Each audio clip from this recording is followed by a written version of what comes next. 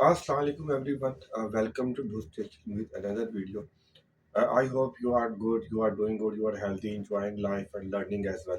And my efforts are helping you guys in learning health and safety. So with the same motivation, I am here with another video. Basically, we are covering our series in which we are learning the HSE from beginner to expert level. And this is third module we are covering in which we are learning what are the health and safety legislations, regulations and standards, how they work and what where we fit in, how they influence the health and safety globally. So in the today's part two, we will cover basically the key legislations or standards which are globally accepted, appreciated, and practiced, and influence the health and safety, and also their regional roles, how they influence the health and safety in the regional level or in the specific countries. So this is our today's topic. I hope it will be beneficial for you. Let's start it. Welcome to presentation, everyone. Now we are covering our module 3 of the series HSE ABC to XYZ with Dr. Do Learn from the scratch. In this module 3 basically is health and safety legislations and frameworks. In the last video, we look into the what are these legislations or the standards and how they work and what are the consequences if we don't comply with them. In the today's video, we will look into the some of the key HSE legislations or standards which are globally available, being practiced and appreciated globally. So today we will cover them.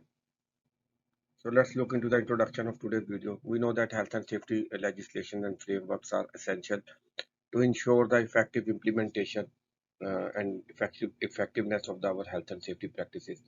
Also, they identify responsibilities and accountabilities criteria. To have a good understanding, it is very crucial for any HSE practitioners. So today's topic, we will cover the key HSE legislations, basically that provide us established standards or frameworks to manage health and safety effectively. At the same time, regulations that regulate the industries and activities, business activities to ensure the health and safety.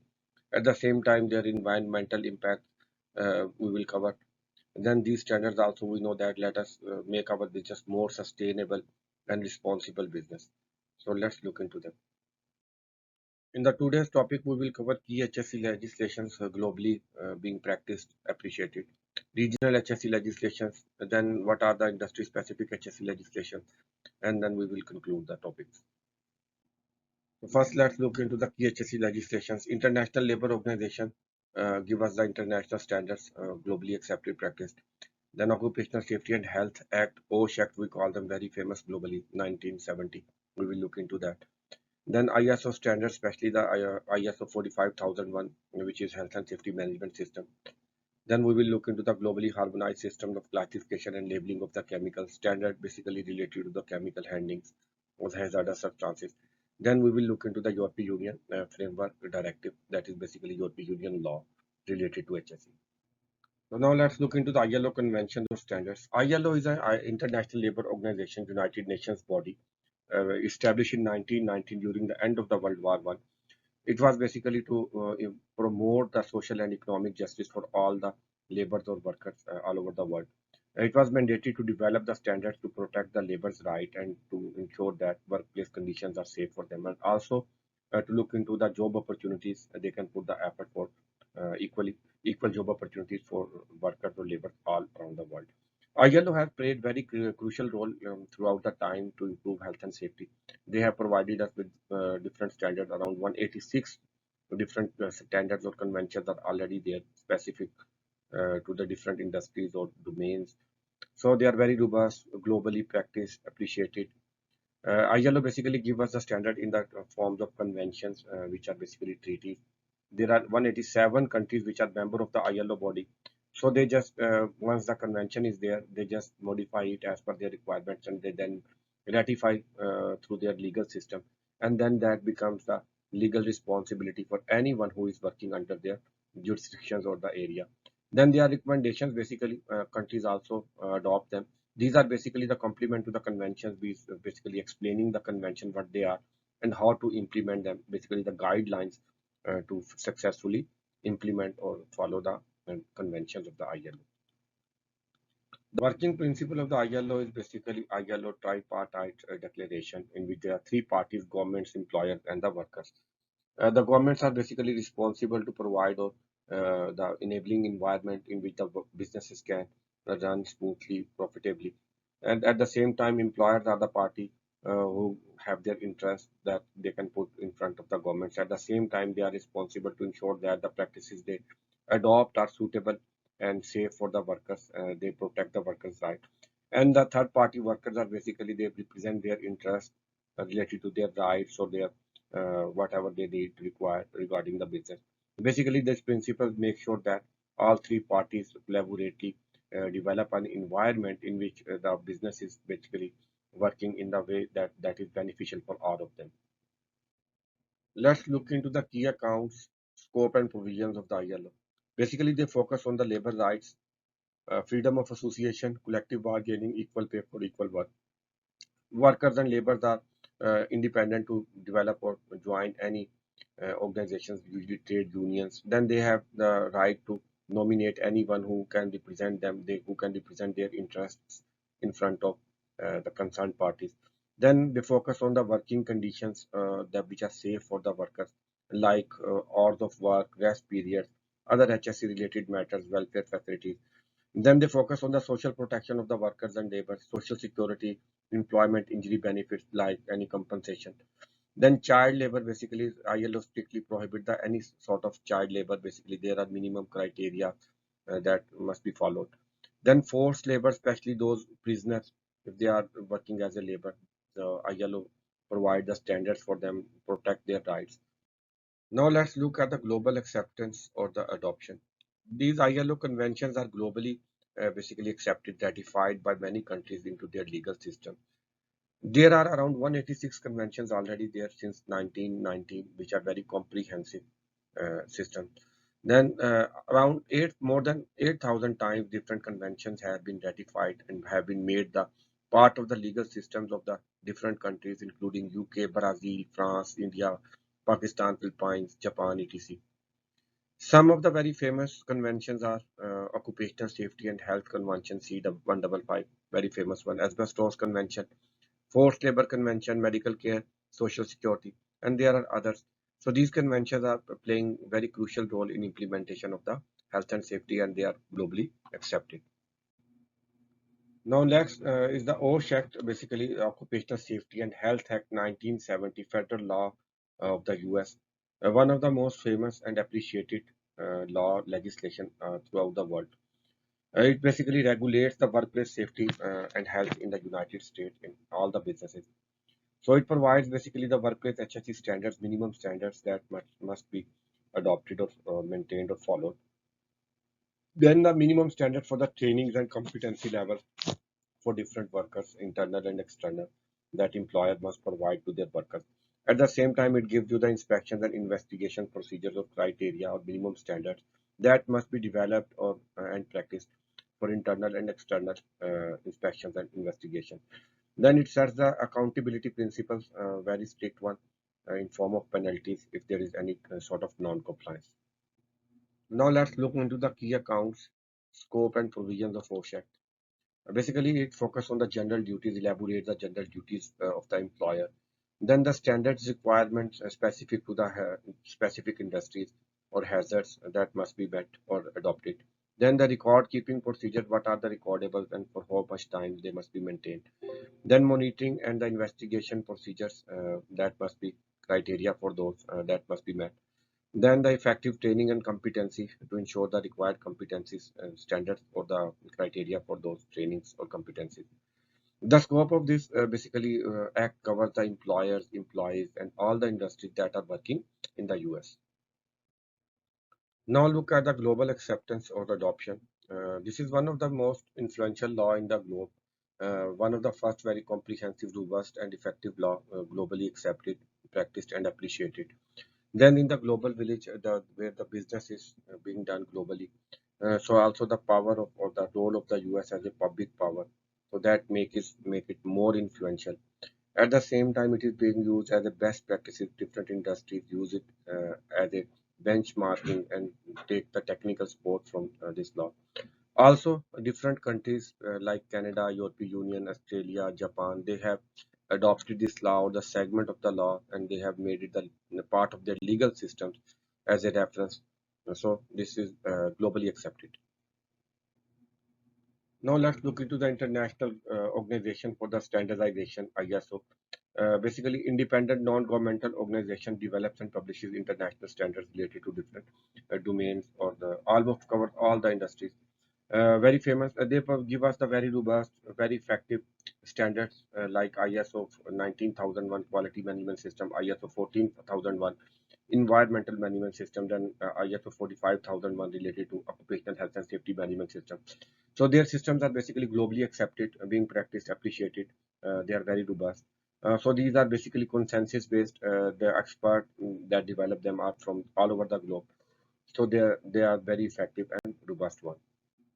Now let's look into the key accounts. Their global relevance, basically the experts that develop them are from the all over the globe with the diverse expertise and perspective. So they are globally applicable basically. Census-based process basically. ISO standards are developed by the process that is consensus-based, so they are widespread, the globally acceptable.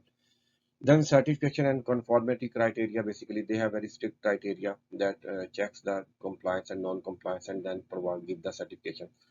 So if you are not getting the certification, then you can use these standards as a guidelines. But due to maybe your legal requirement, if it is the part of your legal system, like different countries have made them, regulated them into their legal system, or if the client has a requirement to adopt any specific system, obviously then you have to get the certification, and that there is a process, very uh, credible process of the certification, in which there are international auditors from the ISO that audits your organization and check the conformity level.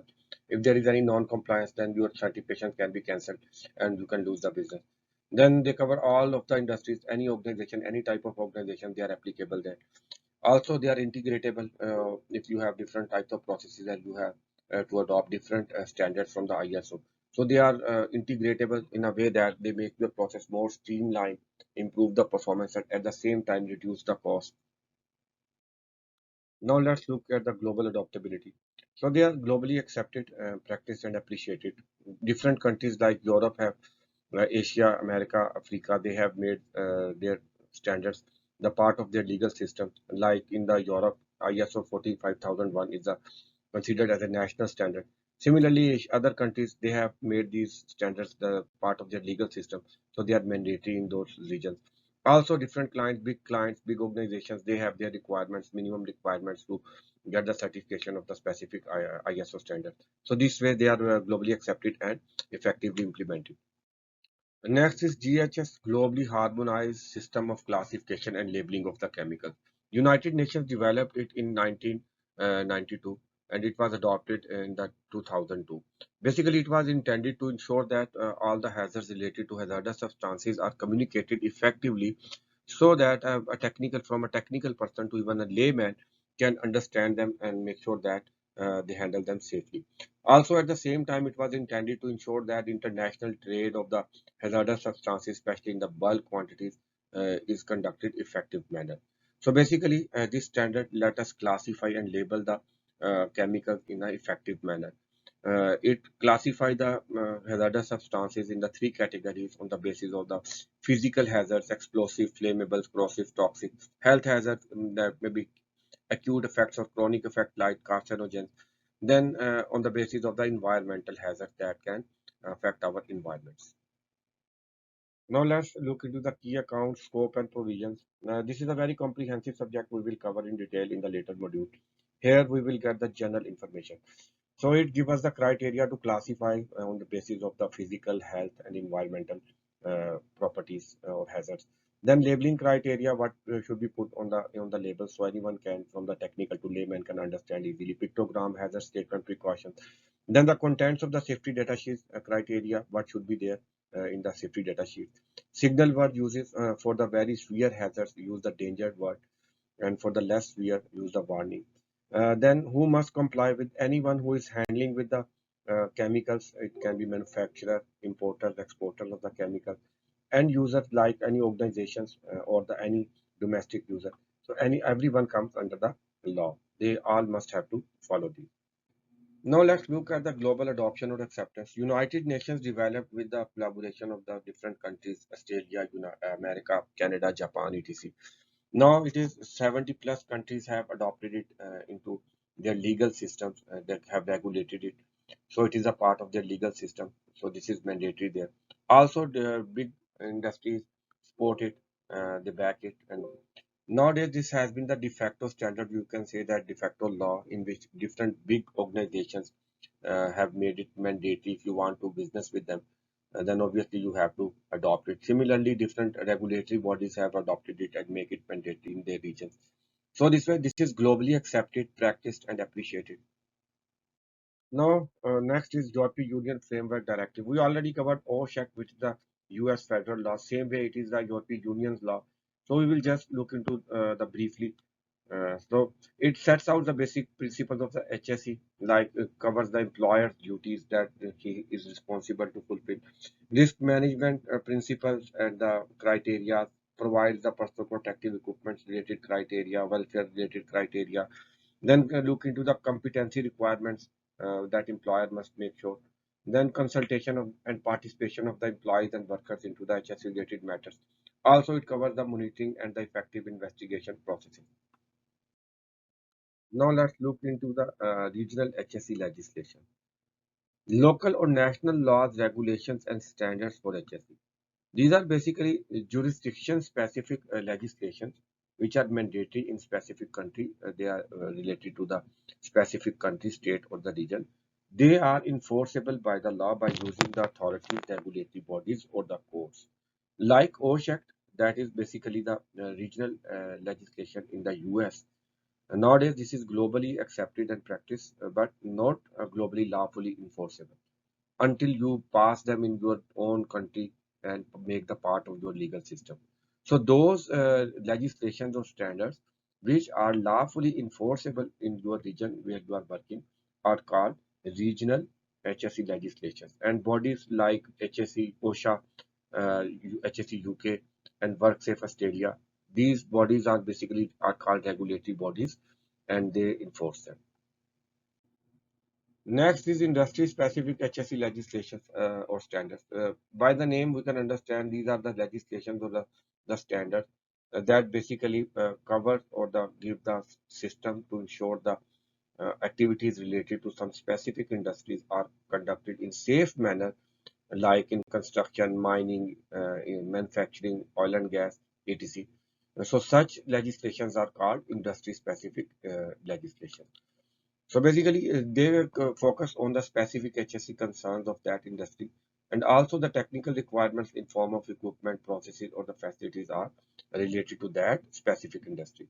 Like OSHA construction industry standard, UK offshore safety regulations, then Australia mining industry, and there are other like ILO standards.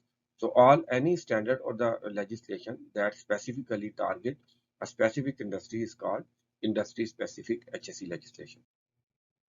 We cover all the topics. Let's conclude them.